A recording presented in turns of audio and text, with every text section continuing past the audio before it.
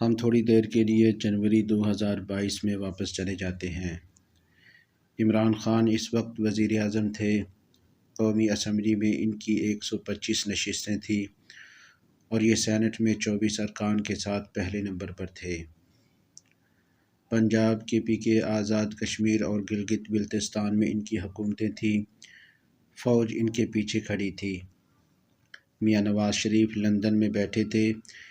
PTI کے کارکن ان کے فلیٹ کے نیچے کھڑے ہو کر انہیں روزانہ گالیاں دیتے تھے اور یہ باہر نکلنے کے قابل نہیں تھے۔ میاں شہباز شریف، حمزہ شہباز، سلمان شہباز اور مریم نواز مقدمے بھگت رہے تھے۔ نون لیگ کی باقی قیادت بھی ایک عدالت سے دوسری میں دھکے کھا رہی تھی۔ آصف علی زرداری اور بلاول بھٹو بھی مقدموں کے ساتھ کراچی میں بیٹھے تھے۔ PDM ٹوٹ چکی تھی۔ مولانا فضل الرحمان ڈیرہ اسماعیل خان تک محدود تھے۔ پاکستان کی اکانومی قدرے مضبوط تھی۔ مالیاتی ذخائر $17 بلین تھے۔ ڈالر کی ویلیو 176 روپے تھی۔ ایکسپورٹس $30 بلین سے زیادہ تھی اور اسٹاک ایکسچینج 45,500 پوائنٹس تھی۔ لیکن پھر تحریک عدم اعتماد آ گئی۔ اتحادی جماعتیں حکومت کا ساتھ چھوڑ گئیں اور PTI کے 22 ارکان نے پارٹی چھوڑنے کا اعلان کر دیا۔ عمران خان کے پاس اس وقت دو راستے تھے۔ یہ باعزت طریقے سے مستعفی ہو جاتے یا مردوں کی طرح عدم اعتماد کا سامنا کرتے اور اس کے بعد اپوزیشن میں بیٹھ جاتے۔ قومی اسمبلی اور سینٹ میں ان کی اکثریت تھی، چنانچہ نئی حکومت ایک بھی بل پاس نہ کرا سکتی تھی۔ دو صوبوں اور کشمیر اور گلگت بلتستان میں ان کی حکومتیں تھیں۔ حکومت وہاں بھی بے بس ہو جاتی۔ PDM مختلف مفادات کی پارٹیوں کا مربع تھی۔ یہ لوگ بھی ایک دوسرے کے ساتھ زیادہ عرصہ نہیں چل سکتے تھے اور یوں 2-3 ماہ میں عمران خان دوبارہ وزیر اعظم بن جاتے یا پھر حکومت مکمل فیل ہو کر نئی الیکشن کرانے پر مجبور ہو جاتی اور اس کے نتیجے میں بھی عمران خان دوبارہ وزیر اعظم ہو جاتے۔ لیکن خان صاحب نے سیدھا اور آسان راستے کی بجائے مشکل اور ناقابل قبول راستہ پسند کر لیا۔ انہوں نے قومی اسمبلی سے استعفیٰ دے کر دشمن کے لیے میدان کھلا چھوڑ دیا اور PDM حکومت نے ایسے قانون بنا دیے جن کے نتیجے میں عمران خان سڑکوں پر آتے چلے گئے اور اس اسٹیبلشمنٹ سے ٹکراتے چلے گئے جو انہیں اقتدار میں بھی لے کر آئی تھی اور ان کی سب سے بڑی سپورٹ بھی تھی۔ خان نے پھر پنجاب اور KPK حکومتیں بھی توڑ دیں اور آخر میں 9 مئی بھی کر دیا اور اس کھیل میں PDM تگڑی ہوتی چلی گئی اور عمران خان اور ان کی پارٹی مشکلات میں پھنستی چلی گئی۔ یوں یہ خود بھی جیل میں پہنچ گئے اور ان کے ساتھی بھی، اور جو باہر رہ گئے ان میں سے 90% اسٹیبلشمنٹ کے ایجنٹ ہیں اور یہ اب پارٹی کو مزید نقصان پہنچانا چاہ رہے ہیں۔ اس جنگ میں پارٹی اور عمران خان کے ساتھ ساتھ ملک کا بھی بیڑا غرق ہو گیا۔ ڈالر 300 روپے پر پہنچ گیا۔ اسٹاک ایکسچینج کریش کر گئی۔ مالیاتی ذخائر سرخ لکیر تک پہنچ گئے۔ انڈسٹری بند ہو گئی۔ ملک بے روزگاری، کساد بازاری اور مہنگائی کے دلدل میں پھنس گیا اور IMF پاکستان کا باس بن گیا۔ عمران خان آج 2024 کے الیکشن میں دوبارہ بڑی فورس بن کر ابھر آئے ہیں، یہ ایک سچ ہے اور اس سے انکار ملک، عوام اور جمہوریت تینوں کی توہین ہوگی۔ لیکن اس سے بھی بڑا سچ یہ ہے، عمران خان کی تمام تر مقبولیت کے باوجود قومی اسمبلی میں صرف 92 نشستیں ہیں اور یہ KPK میں حکومت بنانے میں کامیاب ہوئے ہیں۔ لہٰذا اگر فروری 2024 کا فروری 2022 سے مقابل کیا جائے تو عمران خان گین کرنے کے بجائے لوز کرتے نظر آئیں گے۔ قومی اسمبلی میں 2022 میں ان کی نشستیں 125 تھیں اور یہ 2 صوبوں اور 2 یونٹس میں حکومت کر رہے تھے۔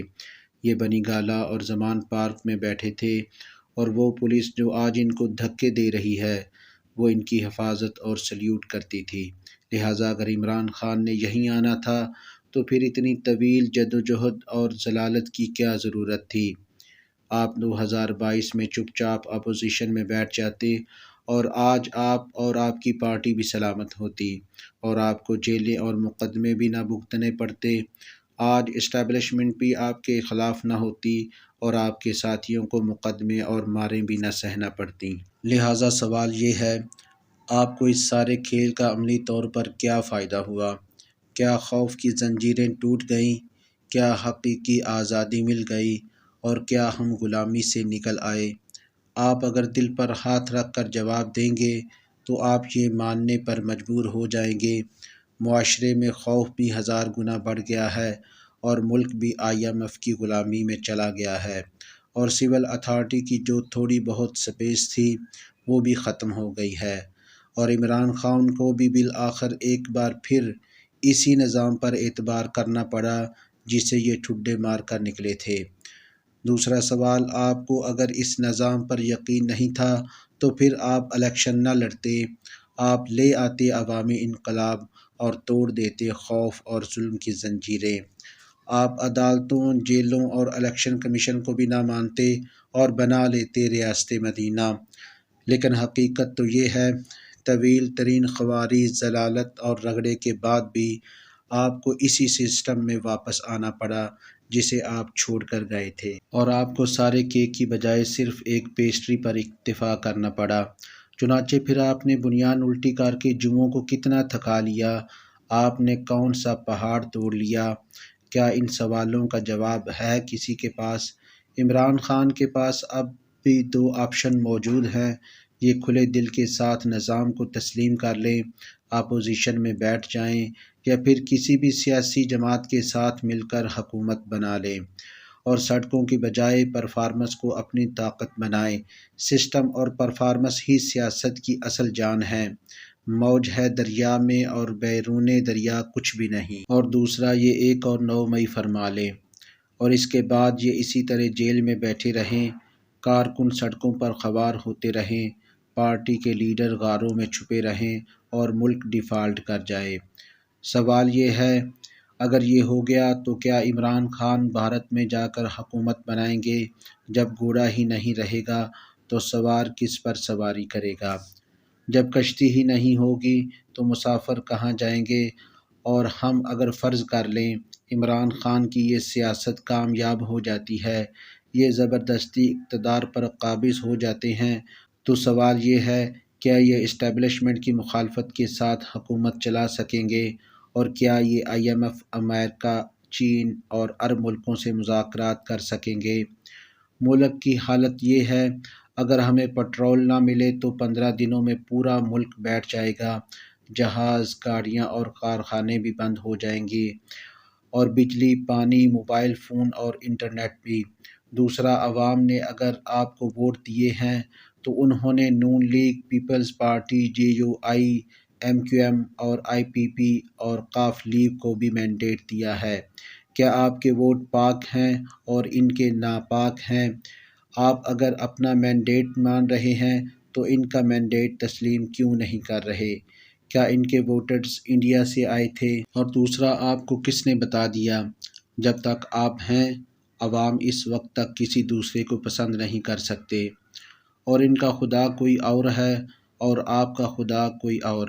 کیا یہ بات عجیب نہیں؟ آپ KPK میں رزلٹ مان رہے ہیں لیکن اسی الیکشن اور اسی الیکشن کمیشن کے پنجاب اور وفاق کے رزلٹ کو تسلیم نہیں کر رہے۔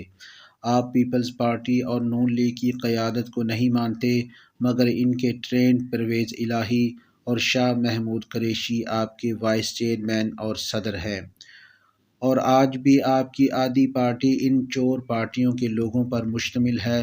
چنانچہ آپ کے پاس اب صرف ایک ہی آپشن ہے، آپ سسٹم کو مان لیں اور اندر سے تبدیلی لے کر آئیں، ورنہ آپ اسی طرح سڑکوں پر بیٹھے رہیں اور اپنی ملک کی مزید مت مار لیں۔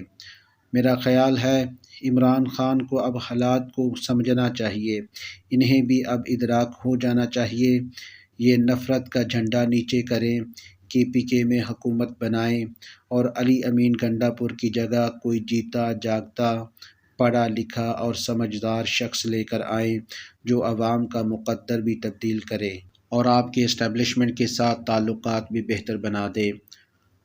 آپ اگر اس بار بھی وہاں کوئی عثمان بزدار پلس لے آئے تو ملک کا مزید بیڑا غرق ہو جائے گا، اور آپ اور اسٹیبلشمنٹ کے درمیان دوریاں بھی بڑھ جائیں گی۔